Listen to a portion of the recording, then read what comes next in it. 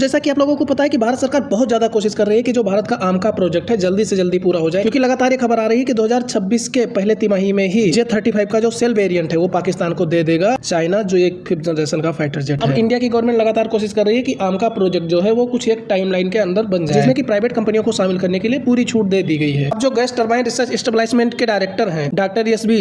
रमन मूर्ति, उन्होंने ये बात क्लियर कर दी है कि हम जो इंजन बना रहे हैं वो 120 किलो न्यूटन थ्रस्ट पैदा करेगा और मॉड्यूलर डिजाइन होगा, यानी कि भविष्य में उसको बढ़ाकर हम 135 से लेकर 140 किलो न्यूटन थ्रस्ट तक ले जा सकते हैं। और ये सुपर क्रूज को सपोर्ट करेगा। सुपर क्रूज का मतलब ये होता है कि जो आफ्टर बर्नर होता है, स्टार्ट किए बिना ही फाइटर जेट 1 मार्क से ज्यादा की स्पीड में उड़ सके, तो ये 1.3 मार्क बिना आफ्टर बर्नर के उड़ पाएगा, इसलिए ये सुपर क्रूज होगा। अब इसमें फायदा क्या होता है, देखो जब आफ्टर बर्नर चालू हो जाता है तो बहुत ज्यादा हीट पैदा होती है, और बहुत ज्यादा हीट पैदा होती है तो आप लोग नॉर्मली समझते हो कि थर्मल स्कैनिंग में फटाफट पकड़ा जाएगा, इंफ्रारेड सिग्नेचर बढ़ जाएगा, ओवरऑल ज्यादा पकड़े जाने का डर होता है, और साथ ही साथ में फ्यूल भी बहुत ज्यादा लगता है। लेकिन अगर ऐसा इंजन बना लिया जाए जो बिना आफ्टर बर्नर के भी 1400-1500 किलोमीटर पर आवर की स्पीड से उड़ा दे, तो ये बहुत अच्छी बात होती है। गैस टरबाइन रिसर्च स्टेबलाइजमेंट क्या करेगी, कोई इंटरनेशनल कंपनी लेगी जिसको हम कहते हैं ओरिजिनल इक्विपमेंट मैन्युफैक्चरर, उसके साथ में एक मेमोरेंडम ऑफ अंडरस्टैंडिंग करेगी। अब इसमें कई सारी कंपनियां हैं। आप एक बात क्लियर कर लो, जब कोई कहता है ना 100% टेक्नोलॉजी ट्रांसफर, तो वो 100% बौद्धिक क्षमता ट्रांसफर की बात नहीं कर रहा होता है। IPR अलग चीज होता है, इंटेलेक्चुअल प्रॉपर्टी राइट, और TOT अलग चीज होता है। बहुत लोग कंफ्यूज करते हैं, तो आप क्लियर रखो, जब कोई कह रहा है कि हम टोटल टेक्नोलॉजी ट्रांसफर कर देंगे तो 100% टेक्नोलॉजी तो दे देगा, लेकिन इंटेलेक्चुअल प्रॉपर्टी राइट आपको नहीं देने वाला। जो सैफ्रॉन है फ्रांस का, ये यही कह रहा है कि हम TOT तो 100% करेंगे,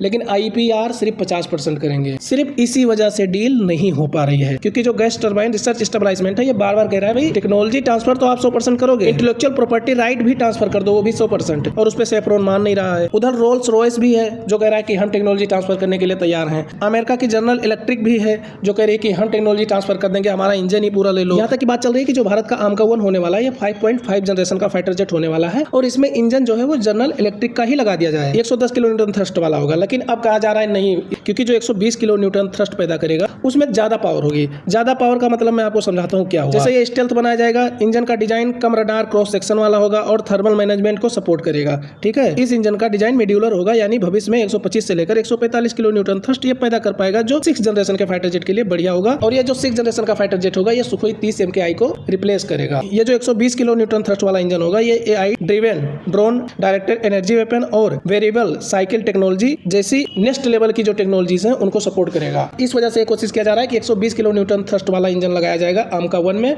और आमका 2 में 145 किलो न्यूटन थ्रस्ट वाला लगाया जाएगा। हैवी फाइटर जेट होगा और वो सुखोई 30 MKI को रिप्लेस करेगा। इधर क्या है कि भारत में गर्मी ज्यादा पड़ती है, ऐसा तो है नहीं कि हमें कनाडा में उड़ाना है। इस वजह से इस इंजन का कम से कम जो हाई ड्राई थ्रस्ट होगा वो 75 किलो न्यूटन होगा, ताकि ये समस्या ना आए, क्योंकि हम आफ्टर बर्नर बार बार नहीं चला सकते। हालांकि जो रोल्स रॉयस है UK की कंपनी, उसने कहा 100% IPR और 100% टोटल टेक्नोलॉजी ट्रांसफर हम कर देंगे। अब आप लोग कहोगे कि टाइमिंग बताओ। टाइमिंग ये है कि जो DRDO के चेयरमैन है डॉक्टर समीर बी कामत, उन्होंने 2025 के अप्रैल में ही क्लियर कर दिया कि अगले 2-3 महीने में हम क्लियर कर लेंगे कि किसके साथ हम इंजन बनाने वाले हैं। और इधर गैस टरबाइन रिसर्च स्टेबलाइजमेंट के डायरेक्टर एस.बी. रमन मूर्ति ने क्लियर कर दिया कि भैया हम 4 साल में आमका 1 उड़ा देंगे, मतलब टेस्टिंग शुरू कर देंगे। आमका 2 का प्रोडक्शन 2035 से शुरू हो जाएगा, जो 6th जनरेशन का फाइटर जेट है। 2030 से हम आमका 1 का प्रोडक्शन शुरू कर देंगे, जो 5.5 जनरेशन का फाइटर जेट है। इस वजह से इन लोगों ने टाइमलाइन पूरा क्लियर कर दिया कि 4 साल में इंजन बना ही डालना है कैसे भी करके।